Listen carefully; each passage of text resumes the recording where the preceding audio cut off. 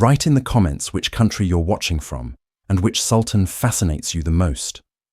If you're interested in the hidden stories of the Ottoman Empire, subscribe to the channel. In the heart of the Topkapi Palace, a whisper could be a death sentence. For nearly half a century, one woman's whisper was law. She was not born a princess, but she became more powerful than any sultan.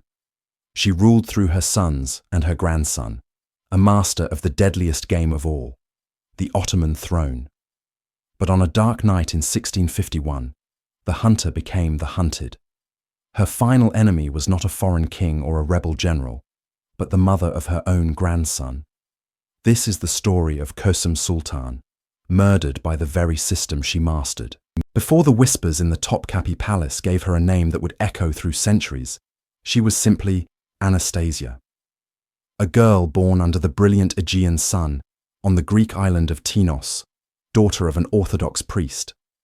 Her world was one of whitewashed walls, the scent of olive groves, and the rhythmic crash of waves against ancient shores. It was a life of simple faith and predictable seasons, a world away from the gilded treachery of an empire's heart. But the Ottoman Empire was a hungry beast, its tendrils reaching across the sea, and its appetite for beauty and talent was insatiable.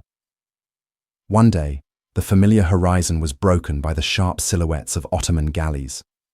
For the young Anastasia, the world ended and began in the chaos of a corsair raid. She was torn from her family, her home, her very identity, becoming another piece of human cargo in the vast, brutal slave trade that fed the capital. The journey to Constantinople was a crucible of terror and despair. Stripped of her name and her past, she was sold in the bustling slave markets, her striking beauty and evident intelligence marking her as a prize.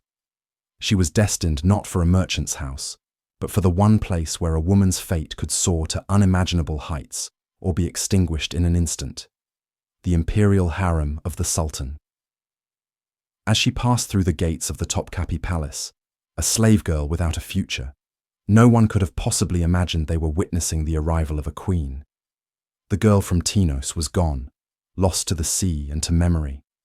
In her place stood a commodity, a potential vessel for the imperial line, unaware that within her lay the cunning of a strategist, the will of a conqueror, and the ambition to rule the world's most powerful empire. The Imperial Harem was a world unto itself, a labyrinth of marble corridors, lush courtyards, and suffocating intrigue. For the girl who was once Anastasia, it was a beautiful prison populated by hundreds of women from across the empire, all rivals, all vying for the attention of a single man, Sultan Ahmed I.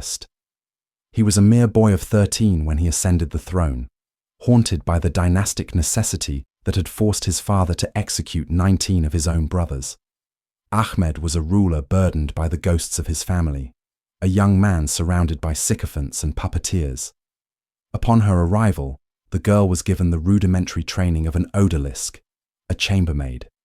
She learned the Turkish language, the tenets of Islam, the intricate dance of court etiquette, and the art of pleasing a monarch she had never met. She was one of many, a nameless face in a sea of hopefuls. Yet, something set her apart. Whether it was the intelligence in her gaze, a defiant spark of the spirit that had not been broken, or a beauty that outshone all others, she caught the Sultan's eye. Their first meeting was not merely the master choosing a concubine. It was a connection. Perhaps in her, the lonely boy Sultan saw not a slave, but a companion. He was captivated. She quickly became his gözde, his favored one. She had survived the first, most perilous stage of the harem's game. She had not only entered the lion's den, but had managed to soothe the lion. In the heart of the world's most powerful man, a Greek slave girl had found a foothold.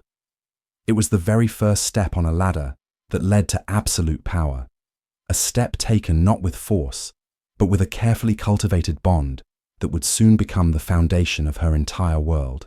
Capturing the Sultan's affection was one thing, holding it was another. The girl from Tinos proved to be more than just a beautiful distraction for Ahmed I. She was his intellectual equal, a keen observer of the palace's treacherous politics. Recognizing her sharp mind, Ahmed gave her a new name, one that would define her legacy: Kösem.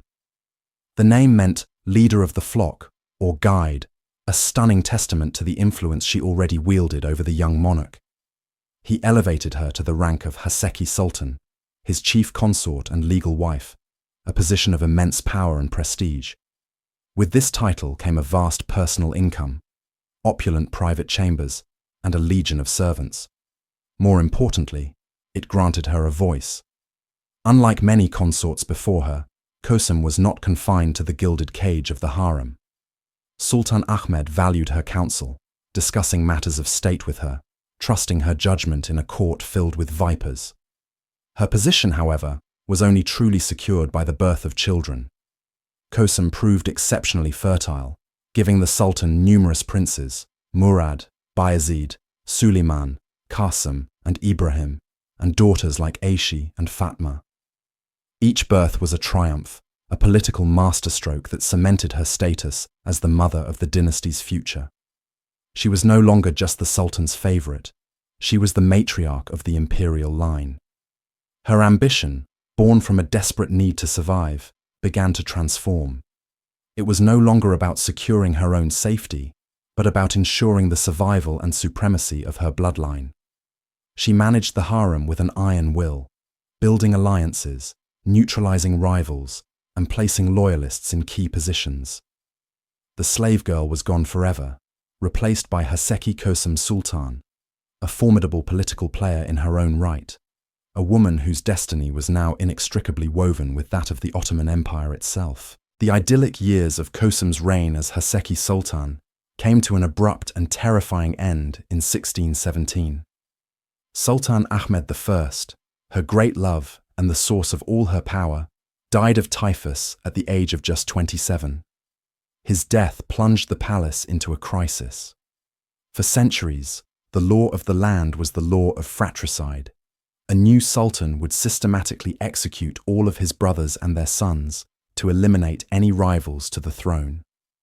Kösem was now the mother of multiple princes, and the law demanded their deaths to secure the reign of Ahmed's eldest son from another consort, Osman. This was the moment that forged Kösem into the ruthless political operator she would become. To save her children, she had to shatter a tradition that had defined the dynasty for generations. In a brilliant and desperate maneuver, Kösem and her allies in the court argued for a radical change in the line of succession.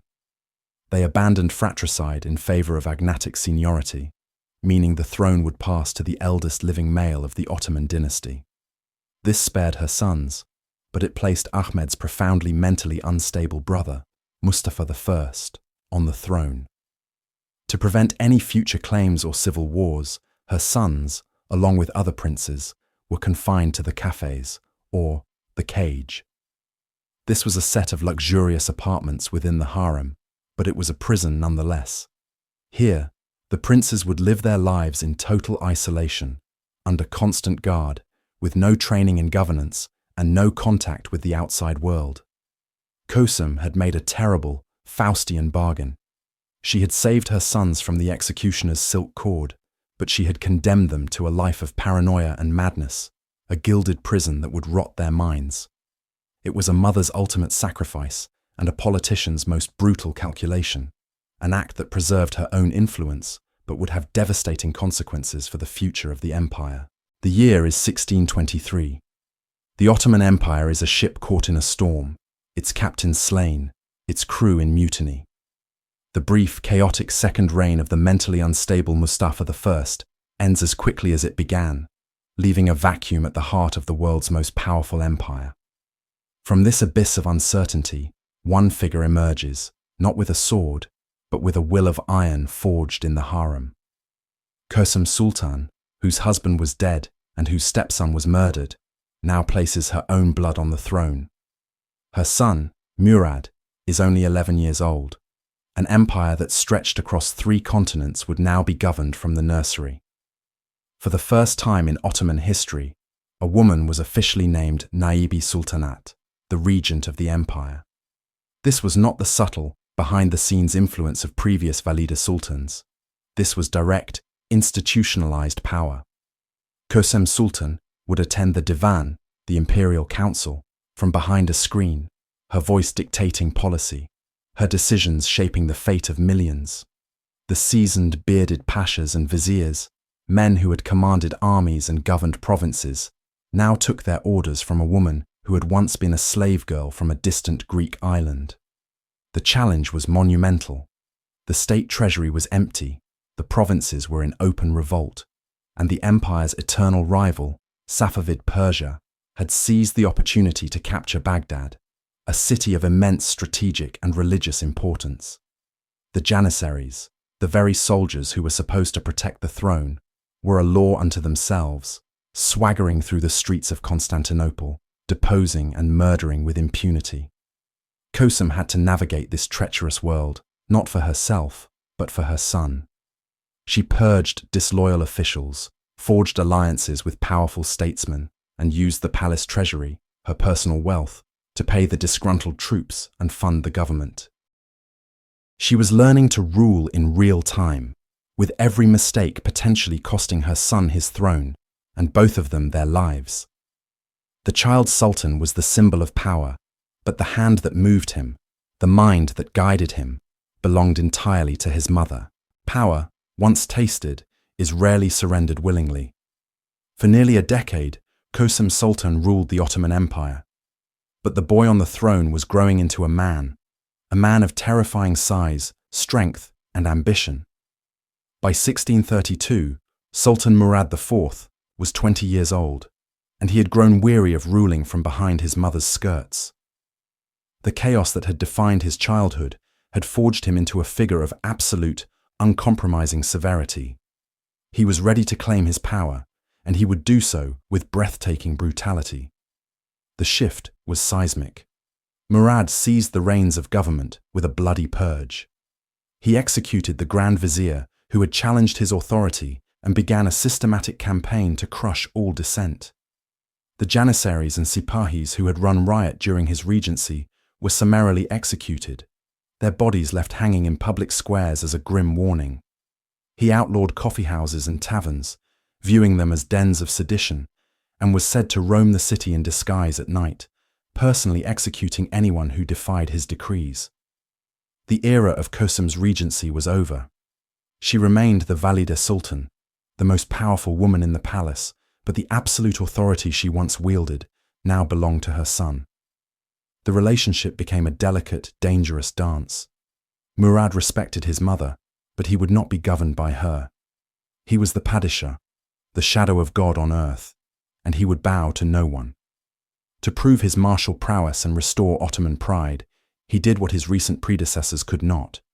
He led his army from the front. He launched a massive campaign against the Safavids, culminating in the brutal and successful reconquest of Baghdad in 1638. Murad IV had become the warrior sultan the empire craved, a throwback to the glorious conquerors of old. But his iron fist, which had restored order to the state, was now casting a dark and paranoid shadow over his own family. The restoration of order came at a terrible price. Sultan Murad IV's rule was absolute, but it was sustained by fear. The same paranoia that drove him to execute commoners for drinking coffee now turned inward, toward the gilded halls of the Topkapi Palace. In the Ottoman tradition, a sultan's power was only secure as long as there were no viable alternative heirs to rally his enemies. For Murad, his own brothers, the sons of Kösem Sultan, were not family, but potential threats. They were living, breathing invitations to conspiracy. The first to fall was his half-brother, Bayezid, a popular and charismatic prince. On the eve of the Yerevan campaign, Murad, perhaps fueled by whispers of a plot, ordered his execution. The silent executioners with their silken cord entered the prince's chambers, and another light was extinguished in the house of Osman. Later, his brother Suleiman met the same fate. For Kösem, this was a unique and devastating form of torment. The very sons she had fought to protect were now being devoured by the one she had placed on the throne. History is divided on her role. Was she a grieving mother, powerless to stop her tyrannical son? Or was she a pragmatist, sacrificing some of her children to ensure the survival of at least one, her youngest and most vulnerable, Ibrahim. The truth is likely lost in the silent corridors of the palace, but her position was undeniably perilous.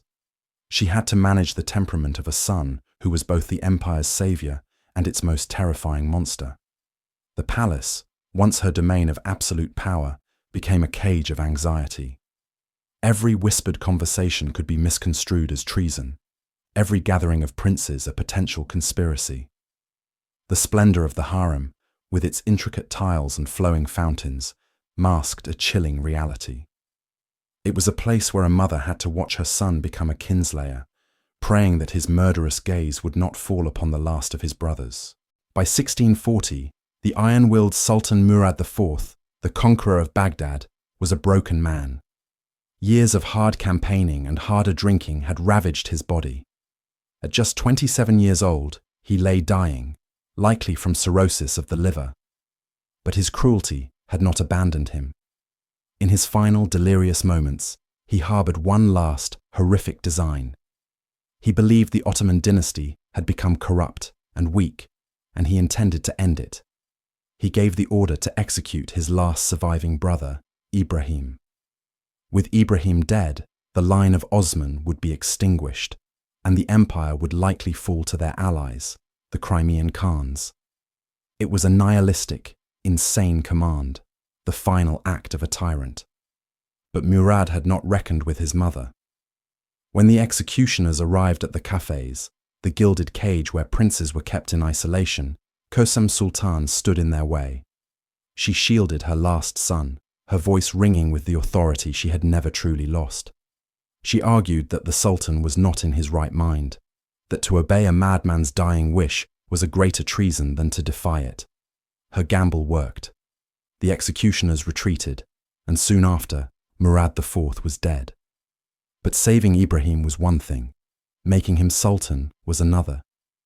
Decades spent in the cafes, living under the constant, terrifying threat of execution, had shattered Ibrahim's mind. When officials came to proclaim him Sultan, he barricaded his door, convinced it was a trick to lure him to his death. He refused to believe his brother was gone. It fell to Kösem to perform one final grim task. She ordered Murad's body to be brought and placed outside Ibrahim's chamber.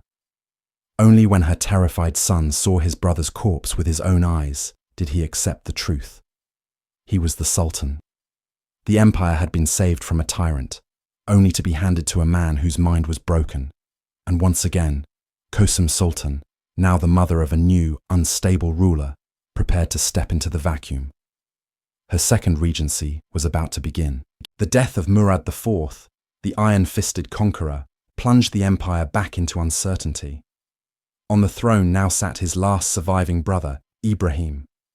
But this was no cause for celebration. Ibrahim was a man broken by a lifetime of terror, spent in the gilded cage of the cafes, expecting the executioner's cord at any moment. He emerged not as a ruler, but as a deeply disturbed, mentally fragile man, utterly unprepared for the burdens of the scepter. And into this vacuum of power stepped a familiar, formidable figure, his mother, Kösem Sultan. For the second time in her life, she became the regent, the true ruler of the Ottoman Empire. The Valide Sultan was no longer merely an advisor, she was the state itself. With Ibrahim lost in his own world of paranoia and bizarre whims, Kösem governed. She appointed and dismissed Grand Viziers, consulted with the Divan, and commanded the loyalty of the Janissary Corps.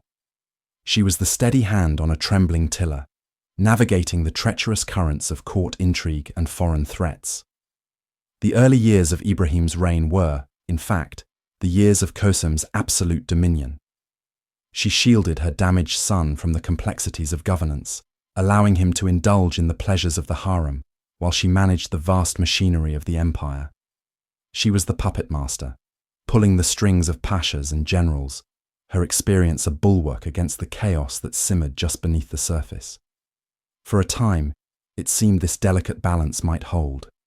The Sultan was a figurehead, and the true Sultan, the woman who had placed him there, ruled from the shadows of the old palace. But a mind as fractured as Ibrahim's could not be contained forever, and the puppets were about to cut their strings. The fragile stability of Kösem's second regency began to crack under the weight of her son's escalating madness. Ibrahim's whims curdled into dangerous obsessions. He developed a fanatical passion for sable fur, demanding the palace be draped in the priceless pelts. He imposed a ruinous sable tax upon the provinces, pushing the populace to the brink of rebellion simply to satisfy his decadent fixation. The treasury, which Kösem had carefully managed, was hemorrhaging gold to fund his fantasies. His behavior in the harem grew more erratic and cruel. He became enthralled by charlatans and took counsel from his favorite concubines, who saw an opportunity to usurp the authority of the Valid Sultan. One of them, a young and ambitious Ruthenian named Turhan Hatice, the mother of his heir Mehmed, began to quietly build her own faction. Ibrahim, emboldened by these new influences, started to resent his mother's control. He was the Sultan, the shadow of God on earth, yet he was treated like a child. He began to challenge her decisions, countermand her orders, and even dared to exile her from Topkapi Palace. The scepter was slipping from Kösem's grasp, not into the hands of a capable ruler, but into the clutches of a madman surrounded by sycophants. The empire was being run into the ground by a fetish for fur and the whispers of concubines. For Kösem, the situation had become untenable. Her son was no longer just a liability. He was an existential threat to the dynasty she had spent a lifetime protecting. She had faced down rebels, viziers, and foreign armies, but now her greatest enemy was her own flesh and blood. The moment of decision had arrived. It was a choice so monstrous, so contrary to the natural order, that it would echo through the halls of history. Kösem Sultan, the Valide, the mother, had to destroy her own son to save the empire. Ibrahim's tyranny had become intolerable. He had drowned his entire harem on a whim and had the Grand Vizier executed without cause. The ulama, the military, and the bureaucracy were united in their terror and disgust. They looked to one person for a solution, the woman who had put him on the throne. In the dead of night, in secret councils shrouded in paranoia, the plot was hatched. Kösem met with the new Grand Vizier and the Sheikhul Islam, the highest religious authority in the land. Her face, etched with the grief and resolve of a lifetime of impossible choices, gave the assent they needed. A fatwa was drawn up, a sacred legal opinion declaring Sultan Ibrahim unfit to rule. It was treason, but it was a treason sanctioned by the mother of the Sultan himself. With the legal and religious justification secured, the Janissaries moved. They were Kösem's loyal soldiers, and they stormed the palace not as rebels, but as instruments of the state's will. There was no battle. The court, long terrorized by Ibrahim, melted away. The Sultan was seized, a trembling, confused figure stripped of his sable and his power.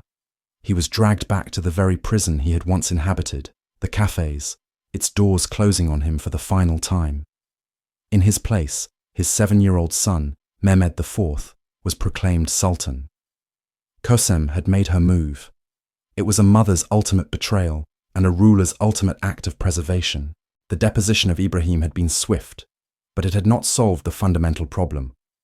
A deposed sultan, even one held in the cafes, is a living symbol of rebellion. As long as Ibrahim drew breath, there was a chance that a loyalist faction could attempt to restore him to the throne, plunging the empire into a bloody civil war. The new government, with 7-year-old Mehmed IV as its figurehead, was fragile. His mother, Turhan Sultan, was young and inexperienced. The true power was the boy's grandmother, Kösem, who now began her third and final regency.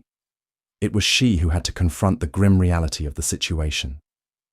10 days after his imprisonment, the Pashas and the Sheikhul Islam approached Kösem. Their message was blunt. For the sake of the state, Ibrahim must die. For the second time in as many weeks, Kösem was forced to consent to an unthinkable act against her own son. The fatwa was issued, and the executioners were dispatched. They found Ibrahim in his cell, a man oscillating between rage and pathetic terror. He knew why they had come. His final pleas went unheard. The Ottoman dynasty, which for centuries had held the life of a sultan as sacrosanct, was about to break its own cardinal rule. The silken cord, the traditional instrument of royal execution, was drawn tight around his neck. The man known as Ibrahim the Mad was silenced forever. Kösem had secured the throne for her grandson and preserved the stability of the empire. She was once again the undisputed ruler, the great Valide Sultan. But the victory was hollow, purchased with the blood of her child. She had climbed to the apex of power, but in doing so, had set the stage for one final fatal confrontation that would seal her own legendary and tragic fate. The year is 1648.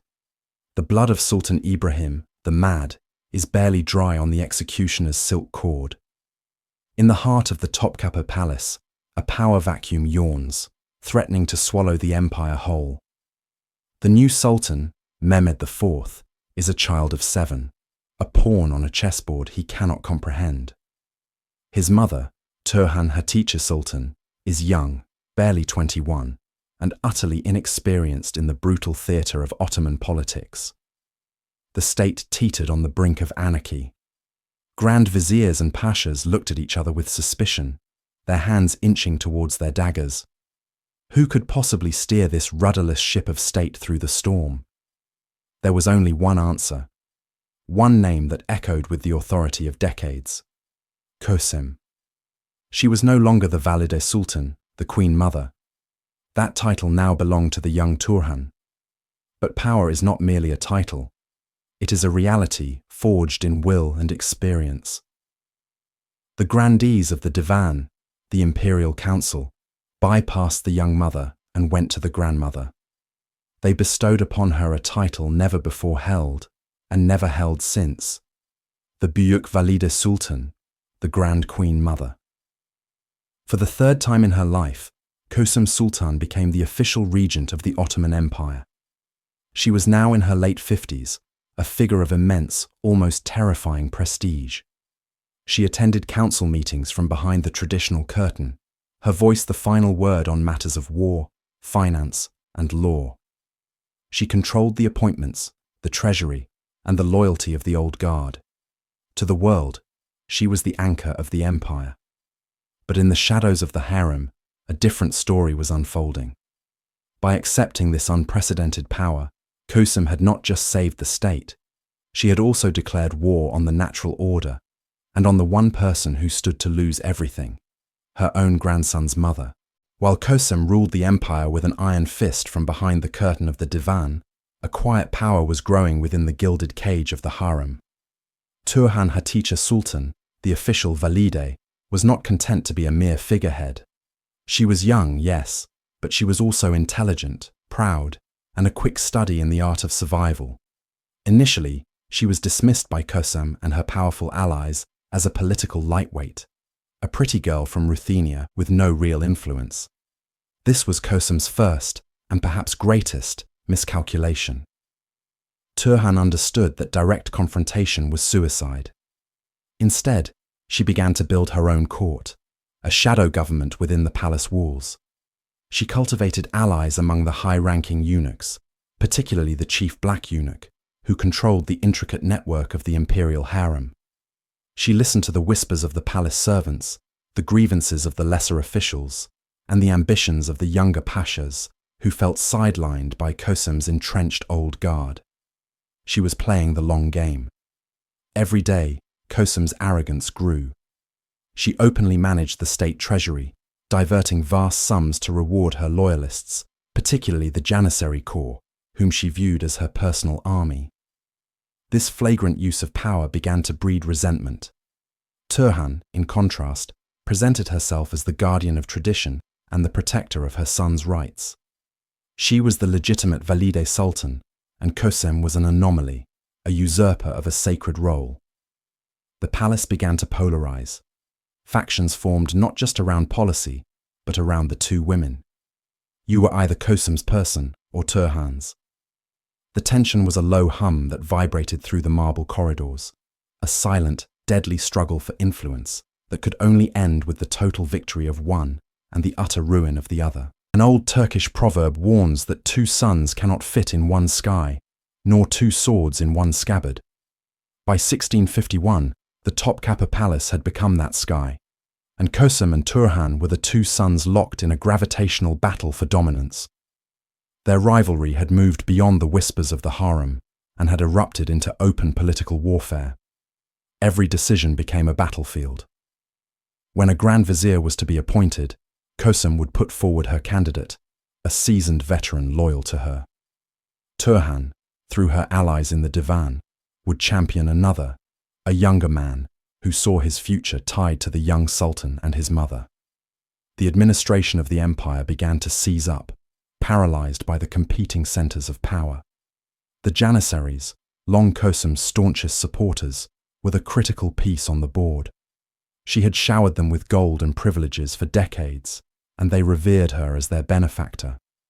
But Turhan's faction worked tirelessly to undermine this support, arguing to the Janissary Agas that their true loyalty lay with the reigning Sultan, Mehmed IV, not his grandmother.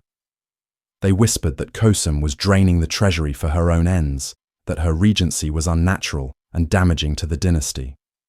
The city of Istanbul itself felt the schism. The public, the clergy, and the merchants were divided. Some saw Kösem as the only experienced hand capable of governing, a bulwark against chaos. Others saw her as a power-hungry tyrant clinging to authority that was no longer rightfully hers. The air in the capital grew thick with paranoia. Plots were hatched in dark corners of coffeehouses and in the opulent chambers of the palace. Kösem, feeling her absolute control begin to slip for the first time in years, grew more ruthless, more desperate. Turhan, sensing her moment was approaching, grew bolder. The final confrontation was no longer a possibility, it was an inevitability. The breaking point came with a chilling realization for Kösem. Turhan's influence was growing too strong, her network of allies too wide. The young Valide was winning the war of legitimacy. In the summer of 1651, Kösem made a decision that sealed her fate. She concluded that as long as her grandson Mehmed IV sat on the throne, Turhan would remain the Valide Sultan, an immovable rival. The only solution was radical, brutal, and dynastically shocking. She would remove them both. Her plan was a masterstroke of conspiracy. She would use her most loyal asset, the Janissaries. She summoned their commanders to secret meetings, plying them with promises of immense wealth and power. The plot was simple. The Janissaries would storm the palace one night, assassinate the key figures loyal to Turhan, and depose the young Sultan Mehmed IV. In his place, Kösem would install another of her grandsons, the young Prince Suleiman, whose own mother was a meek and controllable woman. With one swift blow, Kösem would eliminate her rival and secure her position as regent for another generation. She had done this before. Deposing a sultan was a game she knew well, but she underestimated her opponent. A servant in Kösem's inner circle, a woman named Meleki Hatun, played the role of a double agent.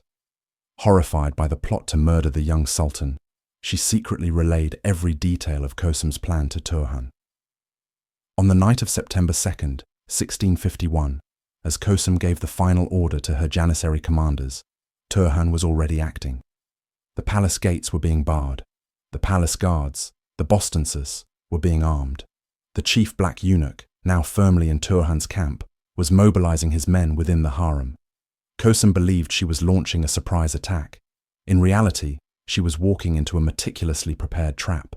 Power, once absolute, is a fragile thing. By 1651, Kösem Sultan, the Grand Valide, had held the Ottoman Empire in her grasp for nearly 4 decades. But the ground beneath her throne was shifting. The whispers began in the shadowed chambers of her own daughter-in-law, the young Valide Sultan, Turhan Hatice. Turhan, mother to the 7-year-old Sultan Mehmed IV, was no longer content to be a puppet. She saw Kösem not as a guide, but as a jailer, a suffocating presence who treated the Sultan as a mere placeholder for another of her grandsons. one she could more easily control. The court was a tinderbox, and Turhan found her match in the new Grand Vizier, Siyavush Pasha, and more importantly, the chief black eunuch, Suleyman Agha.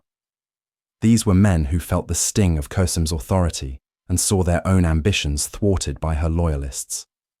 Secret meetings were held deep within the labyrinthine corridors of the harem, far from the ears of Kösem's ubiquitous spies. The plot was audacious, bordering on unthinkable. They would eliminate the great matriarch herself. The core of Kösem's power lay with the Janissary Corps, the elite infantry she had cultivated and paid for decades. To succeed, the conspirators knew they had to neutralize this formidable force. The plan was twofold. First, they would stoke the Janissaries' resentment against their own Agha, a Kösem appointee, creating internal division. Second, they would rally the palace Aghas and the harem guards, men whose loyalty was to the institution of the Sultan and to the mother of the current one. Turhan, using the authority of her position as Valide Sultan, began to issue secret orders and distribute gold. A date was set. A signal was agreed upon. The conspiracy was no longer a whisper. It was a coiled serpent, waiting for the precise moment to strike the woman who believed herself invincible. The 2nd of September, 1651.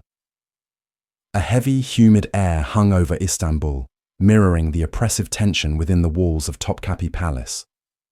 For Kösem Sultan, it was a day like any other, filled with the intricate dance of governance. She held court, received petitions, and dispatched orders, her authority seeming as solid as the ancient stones around her. At 60 years old, she was the state itself. She had survived treacherous husbands, rebellious sons, and countless court intrigues. The notion that her own daughter-in-law, a girl she had personally chosen for her son Ibrahim, could orchestrate her downfall would have seemed a bitter, improbable fantasy. She retired to her chambers, perhaps believing the whispers of dissent were just that, the impotent grumbling of the politically sidelined. She was tragically mistaken. Across the palace, in Turhan Sultan's quarters, the atmosphere was electric with fear and anticipation. Every shadow seemed to hold a spy. Every creak of the floorboards sounded like an alarm. Turhan had given the final, irreversible command. Her chief ally, Suleyman Agha, had spent the day confirming allegiances, his hands heavy with gold and promises of promotion. He had secured the loyalty of the Baltakala, the palace halberdiers, and key officials who resented Kösem's iron grip. As night fell, the conspirators gathered. They were not a grand army, but a determined band of insiders who knew the palace's secret passages and hidden doors. They waited for the signal, a prearranged message confirming that Kösem's Janissary protectors had been successfully diverted or neutralized. The message arrived. The palace slept, oblivious to the storm about to break. With muffled footsteps and drawn blades, Suleyman Agha led his men into the sleeping heart of the harem. The hunt for the most powerful woman in the empire had begun. The silence of the harem was shattered by the splintering of wood and the shouts of angry men. The assassins, a mob of palace Aghas and guards loyal to Turhan, stormed into Kösem's sprawling apartments. Panic erupted. Her loyal attendants screamed, attempting to form a human shield, but they were brutally cast aside. In the chaos, Kösem, the woman who had faced down armies and diplomats, was reduced to a terrified fugitive in her own home. She knew these corridors better than anyone, the secret routes and hidden chambers. She fled, clutching a small coffer of jewels, perhaps hoping to bribe her way to safety, and concealed herself inside a small, dark cabinet within her quarters. For a few agonizing moments, there was silence as the intruders searched frantically. They found her attendants, torturing them for her location. The betrayal was swift. One of her own servants pointed to the cabinet. The doors were wrenched open, and Kösem was dragged out into the torchlight. The scene descended into primal savagery. She was a symbol of immense power, and they ripped it from her with their bare hands. Her jewels were torn from her ears, her rings pulled from her fingers so violently they took the skin with them. She fought back with the fury of a cornered lioness, but she was an old woman against a dozen strong men. The initial attempt to strangle her with a rope failed. In their frenzied haste, one of the assassins, a man named Kösem Mehmed, ripped down a heavy curtain from the wall. He and his accomplices twisted the thick fabric around her neck, pulling with all their might. Kösem Sultan, who had commanded the fates of millions, who had made and unmade sultans, was ignominiously strangled to death on the floor of her chambers with a common curtain cord. Her body was left, stripped and violated, a gruesome testament to the brutal finality of a power struggle lost. The murder of Kösem Sultan sent a shockwave through the empire, but it was a quiet one. There were no public riots, no grand rebellions by her loyal janissaries. Her death was a palace affair, a brutal changing of the guard. Turhan Sultan, now undisputed as the Valide Sultan and regent for her young son, moved quickly to consolidate her power. She purged Kösem's supporters, replacing them with her own, and took control of the vast treasury her predecessor had amassed. The transfer of power was as swift as it was bloody. But what was the legacy of the woman they had killed? History has struggled to define Kösem. To her enemies, she was a parasite, a power-hungry tyrant whose insatiable ambition destabilized the throne and bled the treasury dry for her personal gain. They pointed to her regencies, arguing she intentionally kept her sons and grandsons weak to prolong her own rule. Yet, to others, she was the ultimate survivor, a political genius who held the fracturing empire together through some of its most chaotic periods. She navigated the reigns of 6 sultans, a feat of unparalleled political acumen.